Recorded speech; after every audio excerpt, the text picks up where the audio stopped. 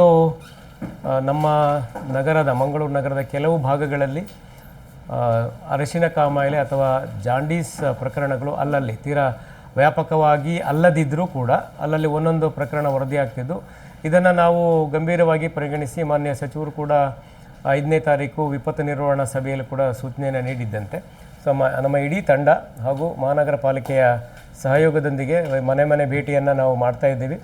So ಇಲ್ಲಿಯವರೆಗೆ hepatitis A ಮತ್ತು hepatitis E ಈ ಎರಡು ವಿಧದ ಸೋಂಕುಗಳು ಒಟ್ಟು ಇದುವರೆಗೆ 35 ಪ್ರಕರಣಗಳು ವರದಿ. ಇದರಲ್ಲಿ 24 ಮಂಗಳೂರು ಮಹಾನಗರದಲ್ಲಿ, ಬಂಟ್ವಾಳದಲ್ಲಿ 4 ಹಾಗೂ ಬೆಳ್ತಂಗಡಿಯಲ್ಲಿ 1. ಸೊ ಮೊದಲನೇದಾಗಿ ಈ ಹೆಪಟೈಟಿಸ್ ಅಂದ್ರೇನು, ಇದರಲ್ಲಿ ಎಷ್ಟು ವಿಧಗಳಿದೆ, ಹೇಗೆ ಹರಡುತ್ತೆ ಅಂತೇಳಿ ಫಸ್ಟ್ ನಾವು ಎರಡು ಮಾತುಗಳು ತಿಳ್ಕೊಳ್ಳೋದಾದರೆ, ಹೆಪಟೈಟಿಸಲ್ಲಿ 5 ವಿಧ ಇದೆ. Hepatitis A, B, C, D ಮತ್ತು ಇ.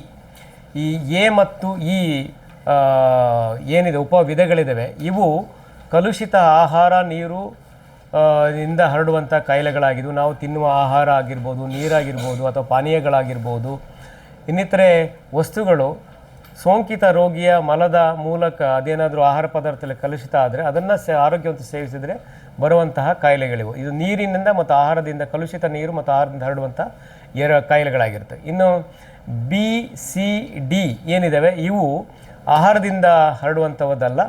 ಈ 3 ಸೋಂಕುಗಳು HIV ಸೋಂಕು ಹೇಗೆ ಹರಡುತ್ತೆ ಅದೇ ಥರ ಹರಡುತ್ತೆ. ಅಂದರೆ ಅಸುರಕ್ಷಿತ ಲೈಂಗಿಕ ಸಂಪರ್ಕದಿಂದ, ರಕ್ತ ಮತ್ತು ರಕ್ತದ ಉತ್ಪನ್ನಗಳನ್ನು ಪರೀಕ್ಷಿಸದೆ ಸಂಸ್ಕರಿಸದೆ ಪಡೆಯೋದ್ರಿಂದ, ಶಸ್ತ್ರಚಿಕಿತ್ಸೆ ಸಮಯದಲ್ಲಿ ಅಥವಾ ಚಿಕಿತ್ಸೆ ನೀಡಲು ಬಳಸುವ ವೈದ್ಯಕೀಯ ಉಪಕರಣಗಳು, ಸಿರಿಂಜ್ಗಳನ್ನು ಸರಿಯಾಗಿ ಸಂಸ್ಕರಿಸದೆ ಬಳಸುವುದರಿಂದ, ಹಾಗೂ ಡ್ರಗ್ ಯೂಸರ್ಸ್ ಏನಿದ್ದಾರೆ, ಈಗ ಇಂಟ್ರಾವೆನಸ್ ಡ್ರಗ್ ಯೂಸ್ ಅಥವಾ ರಕ್ತನಾಳಗಳಿಗೆ ಮಾದಕ ವ್ಯಸನಗಳ ಔಷಧಿಯನ್ನು ತೆಗೆದುಕೊಳ್ಳುವಂಥವರಿಂದ, ಹಾಗೂ ಪ್ರಮುಖವಾಗಿ ತಾಯಿಯಿಂದ ಮಗುವಿಗೆ, ತಾಯಿಯ ಗರ್ಭದಲ್ಲಿ, ಹೆರಿಗೆ ಸಂದರ್ಭದಲ್ಲಿ ಮತ್ತು ಹಾಲುಣಿಸುವ ಸಂದರ್ಭದಲ್ಲಿ ಹರಡುವಂಥ ಸಾಧ್ಯತೆ. ಈ 4 ವಿಧದಿಂದಲಷ್ಟೇ ಈ ಬಿ, ಸಿ, ಡಿ ಸೋಂಕುಗಳು, ಹೆಪಟೈಟಿಸ್ಗಳು ಹರಡುತ್ತವೆ.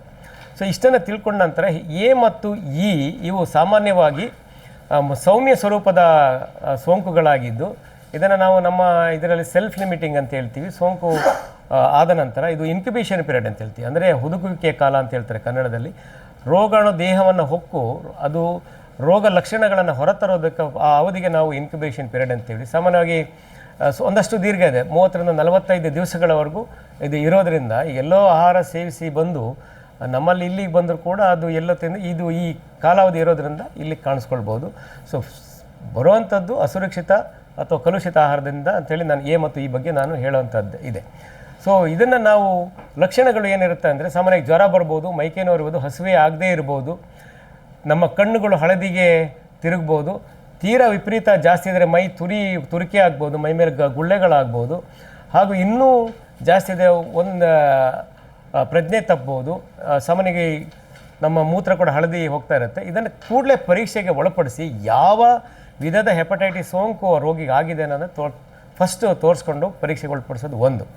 ಇದರ ಜೊತೆಗೆ ಭಾಳಷ್ಟು ಜನ ಏನು ಮಾಡ್ತಾರೆ ಅಂತಂದರೆ, ಇದು ಈಗ ಬೇರೆ ಭಾಗಗಳಲ್ಲಿ ಈ ಜಾಂಡೀಸ್ ಆದರೆ ತಾನೇ ಸರಿ ಹೋಗುತ್ತೆ, ನಾವು ಈ ಮನೆ ಮದ್ದು ಮಾಡ್ಬೋದು, ಹಳ್ಳಿ ಔಷಧಿ ಮಾಡ್ಬೋದು ಅಂತೇಳಿ ಮಾಡ್ತಾರೆ. ಆ ಥರ ಮಾಡೋದಕ್ಕಿಂತ ವೈದ್ಯರಲ್ಲಿ, ಪರಿಣಿತ ವೈದ್ಯರು ತೋರಿಸ್ಕೊಂಡು ಪರೀಕ್ಷೆಗೆ ಒಳಪಟ್ಟು ಅವರ ಸಲಹೆಯನ್ನು ಪಡೆಯೋದು ಭಾಳ ಸೂಕ್ತವಾಗುತ್ತೆ.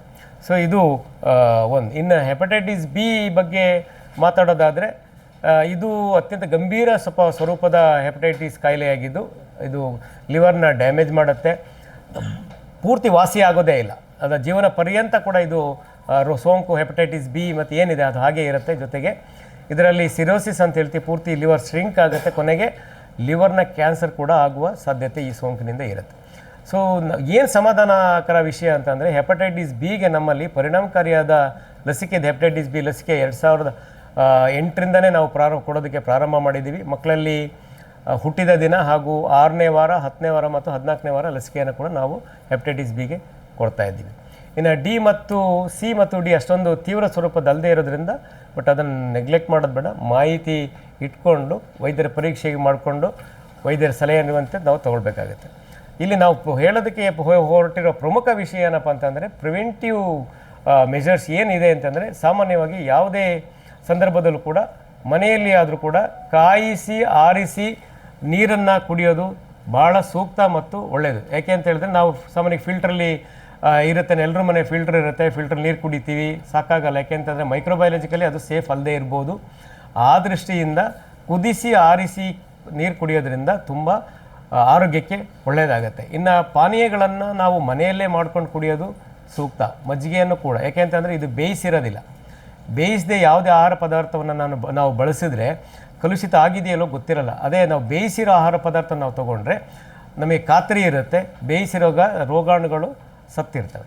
ಸೊ ಈ ದೃಷ್ಟಿಯಿಂದ ಹೊರಗಡೆ ಹೋದಾಗ ಕೋಸಂಬರಿ ಆಗಲಿ, ಮಜ್ಜಿಗೆ ಆಗಲಿ, ಅಥವಾ ಪಾನೀಯಗಳಾಗಲಿ, ಅಥವಾ ಇನ್ನಿತರ ಯಾವುದೇ ಬೇಯಿಸದೇ ಇರೋ ವಸ್ತುಗಳನ್ನು ನಾವು ಆದಷ್ಟು ಅವಾಯ್ಡ್ ಮಾಡೋದು ಒಳ್ಳೆಯದು, ಪ್ರೋಗ್ರಾಮ್ಗಳು ಅಥವಾ ಫಂಕ್ಷನ್ಗಳಿಗೆ ಹೋದಾಗ. ಇನ್ನು ಇದಕ್ಕಿಂತ ಹೆಚ್ಚಾಗಿ ನಾವು ಕೈ ತೊಳೆಯೋದು ಬಹಳ ಮುಖ್ಯ. ಈ ಯಾವುದೇ ಸೋಂಕು, ಇದು ವಿಶೇಷವಾಗಿ ಆಹಾರದಿಂದ ಹರಡುವಂಥ ಸೋಂಕು ಏನಿದೆ, ಕೈ ತೊಳೆಯೋದು ವಿಶೇಷವಾಗಿ ಊಟ ಮಾಡುವ ಮೊದಲು ಸಾಬೂನಿನಿಂದನೇ ಕೈ ತೊಳೆದು ಮಾಡಬೇಕು. ಉಗುರುಗಳನ್ನು ನಿಯಮಿತವಾಗಿ ಕಟ್ ಮಾಡಿಕೊಳ್ಬೇಕು. ಹಾಗೂ ಶೌಚಾಲಯ ಬಳಸಿದ ನಂತರ, ಶೌಚಕ್ಕೆ ಹೋಗಿ ಬಂದ ನಂತರ ಕಡ್ಡಾಯವಾಗಿ ಸಾಬೂನಿನಿಂದ ಕೈಗಳನ್ನು ತೊಳೆಯೋದು ಅತಿ ಅವಶ್ಯಕ, ಕಡ್ಡಾಯ. ಮತ್ತು ಮಕ್ಕಳಿಗೆ ಕೂಡ ಈ ವಿಷಯವನ್ನು ನಾವು ಹೇಳ್ಕೊಡ್ಬೇಕಾಗತ್ತೆ. ಸೊ ಹೀಗೆ ಮಾಡೋದ್ರಿಂದ ನಾವು ಆದಷ್ಟು ಈ ಸೋಂಕಿನಿಂದ ದೂರ ಇರೋದಕ್ಕೆ ಸಾಧ್ಯ ಆಗುತ್ತೆ. ಸೊ ಈ ನಿಟ್ಟಿನಲ್ಲಿ ನಾವು ನಮ್ಮ ಇಡೀ ಮಂಗಳೂರು ಎಲ್ಲೆಲ್ಲಿ ಅಳಕೆ, ಡೊಂಗರಕೇರಿ ಈ ಪ್ರದೇಶಗಳಲ್ಲಿ ಅಲ್ಲಲ್ಲಿ ಕಾಣಿಸ್ಕೊಂಡಿದೆ. ಎಲ್ಲ ಕಡೆ ಕ್ಲಸ್ಟರ್ಡ್ ಕೇಸಸ್ ಇಲ್ಲ ನಮ್ಮಲ್ಲಿ, ಅಲ್ಲಲ್ಲಿ ಒಂದೊಂದು ಬರ್ತಾ ಇದೆ. ಕಳೆದ ಒಂದು ವಾರದಲ್ಲಿ ಕೇಸಸ್ ಇಳಿಮುಖವಾಗಿದೆ. ಹಾಗಾಗಿ ನಿರಂತರವಾಗಿ ನಾವು ಸರ್ವೇಕ್ಷಣೆಯನ್ನು ಜಾರಿಯಲ್ಲಿಟ್ಟಿದ್ದು, ಏನಾದರೂ ನೇರವಾಗಿ ಸಂಪರ್ಕ ಮಾಡ್ಬೋದಾದ್ರೆ ನಮ್ಮ ದೂರವಾಣಿ ಸಂಖ್ಯೆ ನಾನು ಕೊನೆಯಲ್ಲಿ ಹೇಳ್ತೀನಿ. ದಯವಿಟ್ಟು ಈ ನಮ್ಮ ಸರ್ವೇಕ್ಷಣೆ ಘಟಕಕ್ಕೆ ಅಥವಾ ನನ್ನ ದೂರವಾಣಿ ಸಂಖ್ಯೆಯನ್ನು ಕೊಡ್ತೀನಿ, ತಾವು ಸಂಪರ್ಕವನ್ನು ಮಾಡ್ಬೋದು.